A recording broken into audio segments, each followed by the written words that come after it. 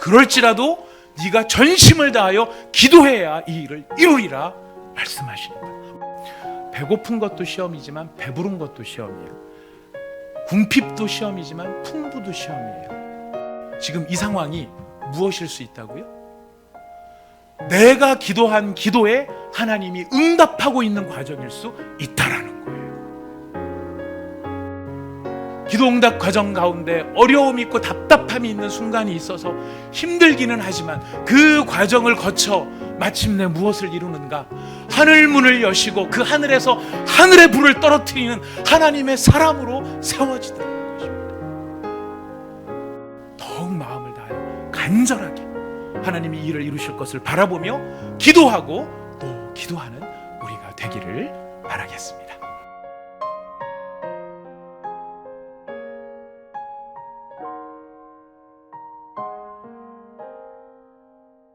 우리가 함께 읽는 이 말씀은 지금도 살아계시는 하나님의 말씀입니다.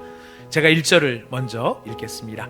길르앗에 우거하는 자 중에 디셉 사람 엘리야가 아합에게 말하되 내가 섬기는 이스라엘의 하나님 여호와께서 살아계심을 두고 맹세하노니 내 말이 없으면 수년 동안 비도 이슬도 있지 아니하리라 하니라. 여호와의 말씀이 엘리야에게 임하여 이르시되 너는 여기서 떠나 동쪽으로 가서 요단 앞 그릿 시냇가에 숨고 그 시냇물을 마시라. 내가 까마귀들에게 명령하여 거기서 너를 먹이게 하리라. 그가 여호와의 말씀과 같이 하여 곧 가서 요단 앞 그릿 시냇가에 머물매 까마귀들이 아침에도 떡과 고기를 저녁에도 떡과 고기를 가져왔고 그가 시냇물을 마셨으나 함께 읽겠습니다. 땅에 비가 내리지 아니하므로 얼마 후에 그 시내가 마르니라. 아멘. 바로 이 아합의 시대가 북이스라엘과 남유다의 역사를 통틀어서 영적으로 볼 때 가장 어두운 시대 가운데 하나입니다.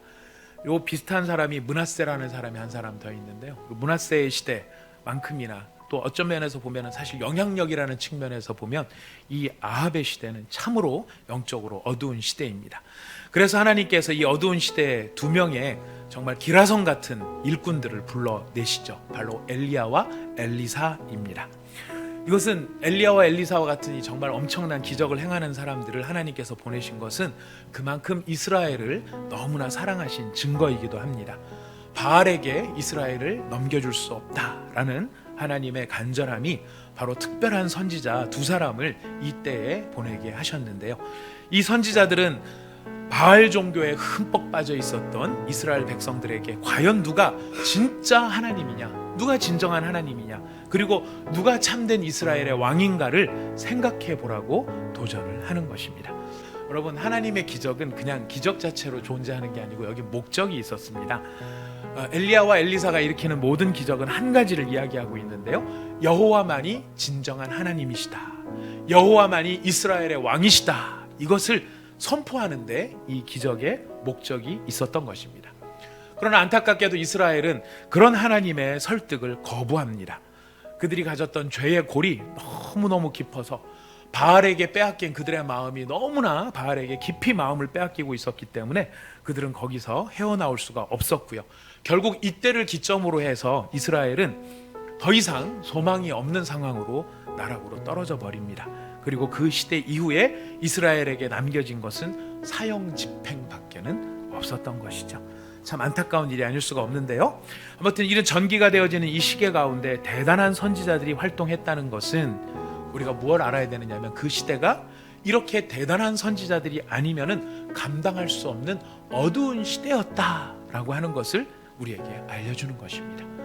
여러분, 이 명의가 드러나는 자리는 깊은 병, 아무나 함부로 못 고치는 병을 고칠수록 이 사람이 명의라고 하는 것이 드러나죠. 병이 깊을수록 의사의 능력이 더 두드러지게 발휘가 되는 것처럼 지금 여기에 놀라운 선지자들이 등장하고 있다라고 하는 것은 이 시대가 그만큼 얼마만큼 심각한 영적 질병에 지금 사로잡혀 있는지 걸려 있는지 그것을 우리에게 알려주는 것입니다. 이 시기에 이스라엘의 영적 상태는요, 한마디로 말해서 흥미롭고 아주 신기한 기적은 오케이, it's okay, 웰컴, 얼마든지 그런 기적들을 환영합니다. 하지만 중요한 건 뭐냐, 나는 기적은 필요하지만 하나님은 필요 없어 라고 하는 상태인 것입니다.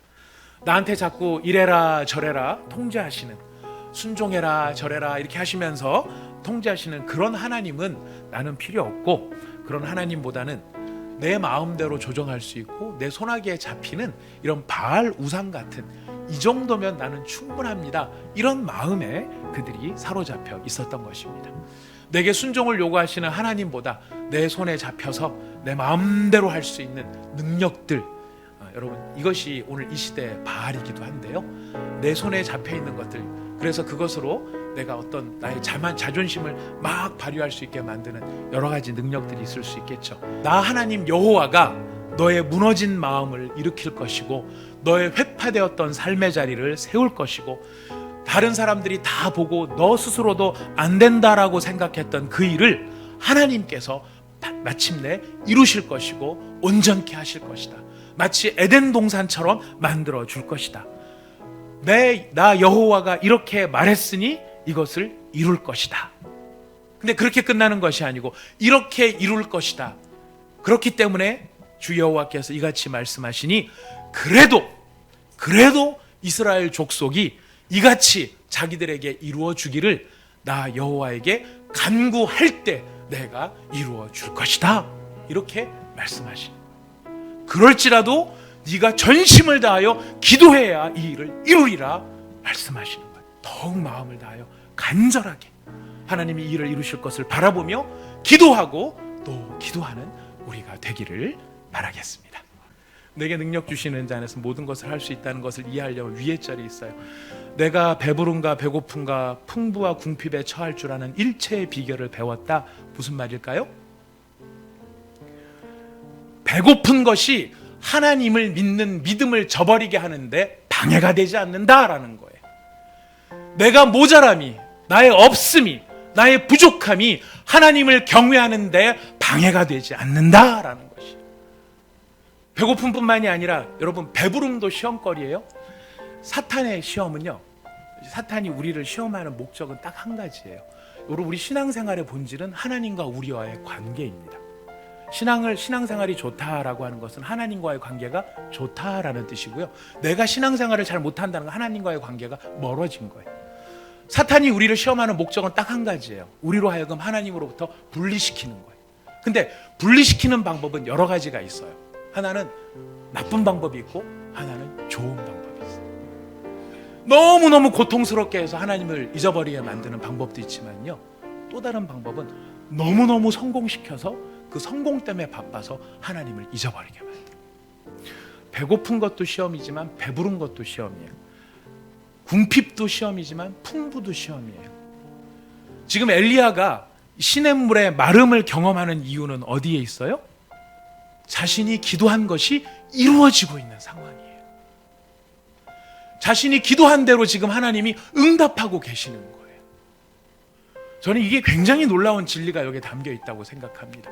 우리가 개인의 삶에 있어서나 우리 가정의 삶에 있어서나 교회가 성장하는 과정에 있어서 우리가 어려움을 당할 때가 있어요. 시험을 만날 때가 있어요. 그럼 우리는 두렵고 놀라고 당황스럽습니다. 하나님 왜 이러시지? 하나님 도대체 왜 이러시는 거지? 내가 이렇게 하나님을 온전히 사랑하고 바르게 경배하고 합당하게 예배하려고 나름대로 몸부림을 치고 있는데 왜 내 삶의 자리에서 쫄쫄쫄 흐르던 이 마지막 시냇물까지 말려버리지? 우리가 그런 상황에 두려워할 수 있지만요, 여러분 그때 기억하셔야 됩니다. 지금 이 상황이 무엇일 수 있다고요? 내가 기도한 기도에 하나님이 응답하고 있는 과정일 수 있다라는 거예요. 내가 지금 엘리야는 지금 뭘 기도했습니까? 비 오지 말라고 기도했어요. 비가 안 오니까 뭐가 말라요? 시냇물이 마른. 근데 왜 비가 안 오게 기도했죠? 이스라엘이 정신 차리게 해달라고. 이스라엘이 제정신을 차리고 하나님 앞에 나오게 해달라고 기도한 거예요. 그 목적 때문에 기도하다 보니 메말름 현상이 나타난 거죠. 여러분 우리의 삶 속에서 저도 고백을 합니다만은 우리 온사랑의 교회를 위해서 막 기도를 해요. 온사랑의 기도를 할 때 특별히 올해의 표어가 있어요. 우리 온사랑의 2019년 표어가 무엇입니까? 튼튼한 기초, 건강한 공동체. 주님, 우리 온사랑의 교회가 튼튼해지고 건강해지게 하여 주시옵소서. 막 이렇게 기도를 하니까 하나님 막 응답을 주세요. 어떻게 응답 주시는지 아세요? 성도님들이 막 고난을 당하는 거예요. 교회 안에 여러 가지 막 그 생각하지 못했던 여러 현상들이 막 벌어지는 거예요. 이렇게 막 서로 오해가 생기기도 하고 마음이 틀어지기도 하고 막 이렇게 생겨요. 그걸 보면서 교회가 어떻게 이럴 수 있지? 하나님의 성령이 역사하시는 교회에서 왜 이런 어려움들이 생길 수 있지? 여러분, 그게 그럴 수 있는 거죠. 왜? 그렇게 기도했으니까. 하나님이 튼튼하게 만드시고 건강하게 만드시는 과정이라는 거예요. 그래서 우리를 튼튼하게 만드시고 강건하게 만드셔서 하나님이 더 큰 하나님의 일을 이루실 수 있도록 다듬어 가시는 거예요. 지금 시냇물이 말라버린 이 상황 속에 이 형편을 견디는 엘리야도요 굉장히 어려움을 겪고 있지만, 여러분, 이 어려움을 통해서 무엇이 완성되는지 아십니까? 갈멜산에서 하늘의 불을 내리게 하는 사람으로 엘리야가 다듬어지고 만들어지는 거예요. 기도응답 과정 가운데 어려움이 있고 답답함이 있는 순간이 있어서 힘들기는 하지만 그 과정을 거쳐 마침내 무엇을 이루는가? 하늘문을 여시고 그 하늘에서 하늘의 불을 떨어뜨리는 하나님의 사람으로 세워지더라는 것입니다. 하늘의 불 떨어뜨리는 사람 하루아침에 불쑥 생기는 거 아니죠. 우리가 꿈을 가졌다고 해서 그 꿈이 하루아침에 이루어지는 게 아니고, 내가 비전을 보았다고 해서 그 비전이 한순간에 이루어지는 것이 아닙니다. 꿈을 꾼 사람은 대가를 지불해야 됩니다. 비전을 가진 사람은 그 일을 위하여서 자신을 헌신할 수 있어야 됩니다. 그 헌신의 과정, 그것이 기도의 응답이죠.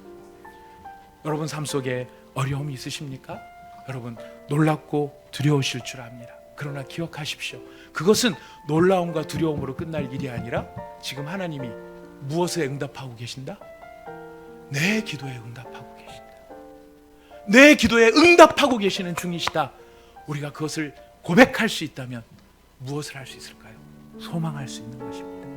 주께서 이제 하늘문을 여시고 하늘의 불을 떨어뜨리셔서 하나님의 영광을 보이시리라. 하늘의 영광을 보이시리라. 여러분, 우리에게 이런 믿음이 있기를 원합니다. 이런 안목이 열리기를 원합니다. 그래서 이 어려움 속에서도 주를 바라며 주를 소망하며 주께서 하실 일을 바랄 수 있는 것, 이것이 바로 하나님의 사람의 모습이요 하나님의 사람의 능력인 것입니다. 우리 가운데 지금 광야를 지나는 사람들이 참 많습니다. 광야를 지나가는 사람들이 참 많습니다. 우리 하나님께서 그 광야를 지나가게 하시는 과정 속에서 엘리야 되게 하시고 엘리야를 익어가도록 만드시는 것처럼 하나님께서 우리의 삶의 과정 속에 광야를 지나가는 이 시간을 통해 우리를 익어가게 만들고 계시는 줄 확신합니다. 그렇기 때문에 우리는 그 광야에서도 주를 높일 수 있고, 오늘 그릿 광야에서 하나님께서 먹이셨던 것처럼 나를 먹이실 뿐만 아니라 내가 그나마 의지하였던 작은 시냇가가 말라가는 그 당황스러운 상황 앞에서도 그게 당황할 일이 아니라 하나님이 응답하셔서 앞으로의 일을 이루실 바로 그 놀라운 일을 위해서 나를 이끌고 계시는을 고백할 수 있는 순간이 될 수 있을 것입니다.